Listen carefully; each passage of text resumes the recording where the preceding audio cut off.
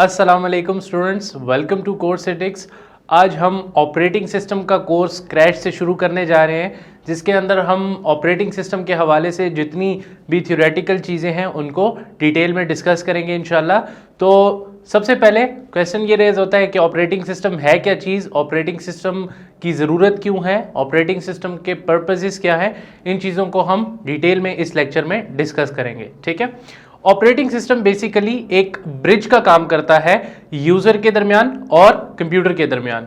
Simply जैसे अगर for example आप बाजार से कोई भी कंप्यूटर वगैरह बाय करते हैं अपने लिए, ठीक है, और कंप्यूटर बाय करने के बाद आप उसको घर लेके आते हैं, तो सबसे पहला काम आप क्या करते हैं, उसके अंदर कोई ऑपरेटिंग सिस्टम यानी कि आप लोगों की जुबान में अगर कहा जाए तो आप विंडोज इंस्टॉल करते हैं उसके अंदर। क्यों? क्योंकि विंडो इंस्टॉल किए बगैर उसके अंदर कोई भी काम करना आपके लिए पॉसिबल नहीं होगा। फॉर एग्जांपल अगर मैं आपको कहता हूं कि आप अपने कंप्यूटर के अंदर एक डॉक्यूमेंट क्रिएट करके दें मुझे, तो अगर आपके कंप्यूटर के अंदर ऑपरेटिंग सिस्टम यानी कि विंडोज ही इंस्टॉल नहीं होगी तो आप अपना एप्लीकेशन सॉफ्टवेयर कैसे रन करेंगे उसमें, राइट? तो ऑपरेटिंग सिस्टम जो है बेसिकली एज एन इंटरफेस काम करता है यूजर के दरमियान और कंप्यूटर के दरमियान। मतलब क्या कि आपको एक एनवायरनमेंट प्रोवाइड करता है जिसके अंदर आप अपने तमाम तर एप्लीकेशन प्रोग्राम या आपकी रिक्वायरमेंट के अकॉर्डिंग जोन से भी प्रोग्राम्स होते हैं आप उनको रन कर सकते हैं या एग्जीक्यूट कर सकते हैं, राइट? इसके अलावा ये तो ऑपरेटिंग सिस्टम की फंक्शनैलिटी है रिगार्डिंग यूजर। लेकिन अगर हम बात करें सिस्टम के रिगार्डिंग तो तमाम तर जितने भी रिसोर्सेज मौजूद होते हैं कंप्यूटर के अंदर, यानी कि जितने भी हार्डवेयर्स हैं, जैसे कि मेमोरी हो गई आपकी, जैसे कि आपकी हार्ड डिस्क वगैरह हो गई, जैसे आपका सीपीयू वगैरह हो गया, इन तमाम तर चीजों को मैनेज करने वाला भी आपका ऑपरेटिंग सिस्टम ही होता है। कैसे? फॉर एग्जाम्पल अगर आप एक ड्राइव में कोई डेटा कॉपी करते हैं, लेट्स से डी ड्राइव में आपने एक डेटा कॉपी किया, राइट?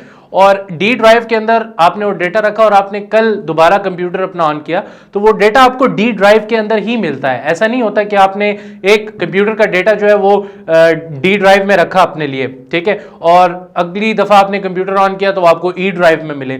तो ये तमाम तर चीजें भी जो डिस्क से रेलिवेंट है ये भी आपका ऑपरेटिंग सिस्टम ही मैनेज कर रहा होता है। इसी तरह आपका जो सीपीयू होता है वो एक टाइम पे मल्टीपल टास्क कर रहा होता है, यानी कि ऐसा भी होता है समटाइम्स कि आप गेम भी खेल रहे हैं और आपने सॉन्ग्स भी लगाए हुए हैं, ठीक है, कंप्यूटर के अंदर, तो दो पैरेलल टास्क्स को जो है हैंडल कर रहा होता है कौन? सीपीयू। तो बेसिकली इन तमाम तर चीजों को जो है वो कमांड कर रहा होता है आपका ऑपरेटिंग सिस्टम, ठीक है। इसी तरह मेमोरी के हवाले से बात करें, मेमोरी की तमाम तर मैनेजमेंट, यानी कि अगर आपकी रैम है फॉर एग्जांपल और वहां पे एक प्रोसेस है तो उस एग्जैक्ट प्रोसेस के ऊपर आके कोई दूसरा प्रोसेस ओवरराइट नहीं होगा जब तक आप उसे क्लोज नहीं करेंगे। तो ये तमाम तर मैनेजमेंट करने वाला कोई एक चीज तो है ना। अगर ये तमाम तर चीजें ना हो तो कंप्यूटर के तमाम रिसोर्सेज कैसे मैनेज हो और आपको ये तमाम तर सर्विसेज कैसे प्रोवाइड की जाए, ठीक है। तो ऑपरेटिंग सिस्टम जो है बेसिकली वो यूजर को भी फंक्शनैलिटीज प्रोवाइड करता है। यूजर को क्या फंक्शनैलिटीज प्रोवाइड कर रहा है? जो इंटरफेस प्रोवाइड करना है, जो लेआउट प्रोवाइड करना है, जिसके थ्रू जो है वो अपने प्रोग्राम्स को यूज कर रहा है और अपनी रिक्वायरमेंट और अपनी जरूरत को पूरा कर रहा है, ठीक है। लेकिन अगर आपके पास फॉर एग्जांपल ऑपरेटिंग सिस्टम ना हो, ठीक है, मतलब क्या कि ऑपरेटिंग सिस्टम आपके पास नहीं है और आपको मैन्युअली तमाम तर चीजों को मैनिपुलेट करना पड़ रहा है। जैसे आप फर्स्ट जनरेशन कंप्यूटर्स देख लें, सेकंड जनरेशन कंप्यूटर देख लें, तो वो बेसिकली हर बंदा यूज नहीं कर सकता था। उसके लिए एक ही बंदा होता था जिसको 0101 वाली लैंग्वेज याद रखनी पड़ती थी, ठीक है। हर बंदे के बस की बात नहीं थी उन तमाम तर कंप्यूटर्स को मैनिपुलेट करना। लेकिन जब टेक्नोलॉजी एडवांस हुई और कंप्यूटर जो है वो हाउस होल्ड डिवाइस बन गया तो ऑपरेटिंग सिस्टम इंट्रोड्यूस कराया गया ताकि कोई अगर एक बंदा जो है वो इलिटरेट भी है कंप्यूटर के हवाले से तो वो अपनी रिक्वायरमेंट का काम उससे कर सके, ठीक है। जैसे अगर आप एक नॉर्मल जिस बंदे की लिटरेसी कंप्यूटर में बिल्कुल जीरो हो उसको आप कंप्यूटर के आगे बिठा दें और उसे कहें ये आइकन्स, उसके आगे आइकन्स आप ओपन करके रख दे, तो उसको ये पता चलेगा कि अगर मैं कोई आइटम डिलीट करूंगा तो वो बेसिकली आपके पास रिसाइकल बिन में आएगा। या अगर मुझे अपनी ड्राइव्स को एक्सेस करना है तो मुझे माय कंप्यूटर के अंदर या दिस पीसी वाले सेक्शन के अंदर जाना पड़ेगा।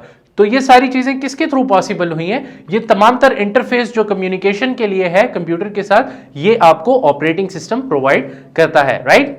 अच्छा देखिए, जैसे आप एक प्रोग्रामिंग लैंग्वेज की बात करें तो लेट से आप कोई प्रोग्राम बना रहे हैं, ठीक है, किसी एक काम को करने के लिए। लेट से आप दो नंबर्स को प्लस करने के लिए सी लैंग्वेज में कोई प्रोग्राम बना रहे हैं, ठीक है।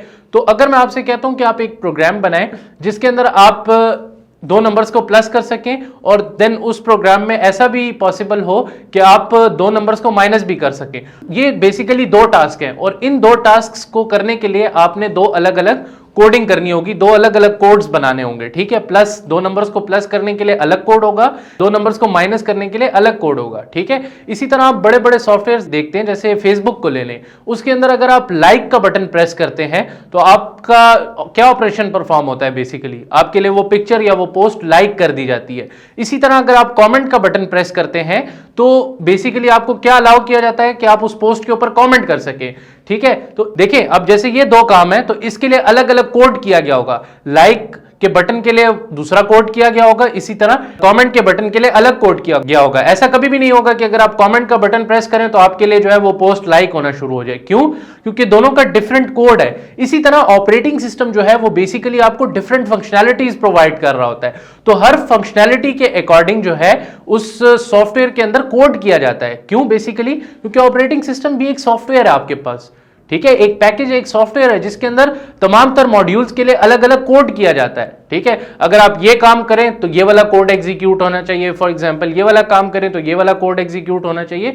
तो बेसिकली इस बात का ये मकसद है कि ऑपरेटिंग सिस्टम ऐसा नहीं है कि कोई एक सिंगल प्रोग्राम है या सिंगल कोड ऑफ लाइंस है, उसमें बस हर दफा वही रन होगा, ऐसा नहीं है। इसमें डिफरेंट कोड्स किए गए हैं और आपके हर काम के according different different codes run होते हैं। आई होप सो ये चीज आपको क्लियर हो गई होगी, ठीक है। अगर मैं आपसे ये सवाल करूं कि आपके पास ऑपरेटिंग सिस्टम नहीं है, यानी कि कंप्यूटर के अंदर विंडोज नहीं है, और आप अपना कोई भी काम कंप्यूटर से लेके दिखाएं, तो आप नहीं ले सकते। क्यों? क्योंकि तमाम तर जितने भी एप्लीकेशन सॉफ्टवेयर्स हैं, MS word, power point, whatsoever, games या जितने भी आपके सॉफ्टवेयर हैं, ये तमाम तर एप्लीकेशन सॉफ्टवेयर्स कहलाते हैं, ठीक है। आपका जो ऑपरेटिंग सिस्टम है ये कहलाता है सिस्टम सॉफ्टवेयर। इसका मैं क्विक रिकैप आपको दे दूं कि सिस्टम सॉफ्टवेयर वो होता है कि जिसके बगैर आपका कंप्यूटर जो है वो रन ना हो सके और आपको किसी किस्म की भी फंक्शनैलिटीज ना प्रोवाइड कर सके, that is what we called system software. लेकिन अगर एक कंप्यूटर है, उसमें एप्लीकेशन सॉफ्टवेयर की बात की जाती है, तो वो सॉफ्टवेयर जिनके बगैर आपका कंप्यूटर रन हो सकता है, और वो सॉफ्टवेयर जिनकी जो यूजर की रिक्वायरमेंट पे डिपेंड करते हैं। जैसे कि अगर मिसाल के तौर पे मैं एक किसी फाइनेंस के बंदे की बात करूं, उसके कंप्यूटर की बात करूं, तो उसमें एप्लीकेशन सॉफ्टवेयर्स कौन से होंगे? एक्सेल होगा, क्विक बुक्स होगा, या वो सॉफ्टवेयर्स होंगे जो कैलकुलेशन से ज्यादा रिलेटेड होंगे। इसी तरह अगर एक बंदा जो है वो ग्राफिक डिजाइनर है, तो उसके लैपटॉप में आपको कौन से ज्यादा एप्लीकेशन सॉफ्टवेयर्स मिलेंगे? जो बेसिकली कौन से होंगे? जो ग्राफिक से रेलिवेंट होंगे, ठीक है। तो ऑपरेटिंग सिस्टम जो है बेसिकली वो एप्लीकेशन सॉफ्टवेयर का मोहताज नहीं है, लेकिन आपके तमाम तर जितने भी एप्लीकेशन सॉफ्टवेयर्स हैं वो आपके ऑपरेटिंग सिस्टम यानी कि सिस्टम सॉफ्टवेयर के मोहताज हैं। उसके बगैर आपका काम नहीं हो सकता। मतलब क्या है कहने का कि अगर आपने एक डॉक्यूमेंट बनाना है तो उसके लिए जरूरी है कि आपके कंप्यूटर में विंडो इंस्टॉल हो, लेकिन अगर आपके कंप्यूटर में MS वर्ड इंस्टॉल नहीं है तो it's not a big deal, कोई मसला नहीं है, ठीक है। आप इसको इंस्टॉल कर सकते हैं जब आपके पास सिस्टम सॉफ्टवेयर मौजूद हो, ठीक है। तो ऑपरेटिंग सिस्टम जो है वो आपको बेसिकली क्या देता है? आपको एनवायरनमेंट देता है, आपको आपके प्रोग्राम को रन करने के लिए एक पोजीशन प्रोवाइड करता है कि आप अपने इस प्रोग्राम को एग्जीक्यूट कर सकें, राइट। आई होप सो ये चीज आपको क्लियर हो गई होगी ऑपरेटिंग सिस्टम के हवाले से कि ऑपरेटिंग सिस्टम क्या चीज है। ऑपरेटिंग सिस्टम एक ऐसा इंटरफेस है जो यूजर और कंप्यूटर हार्डवेयर के दरमियान कम्युनिकेशन का जरिया है, राइट। इसी तरह जितने भी फंक्शंस हैं उनको भी जो है वो कंट्रोल करने वाला आपका ऑपरेटिंग सिस्टम ही है, ख्वाह वो मेमोरी मैनेजमेंट हो, ख्वाह वो डिस्क मैनेजमेंट हो, ख्वाह वो प्रोसेसर मैनेजमेंट हो, वगैरह वगैरह। आई होप सो ये ऑपरेटिंग सिस्टम का इंट्रोडक्शन और ऑपरेटिंग सिस्टम के हवाले से ये तमाम तर चीज़ें आपको क्लियर हो गई होंगी। इंशाल्लाह नेक्स्ट क्लास में हम इसके पर्पज़ को डिटेल में डिस्कस करेंगे। तब तक के लिए स्टे ट्यून्ड। अल्लाह हाफिज़।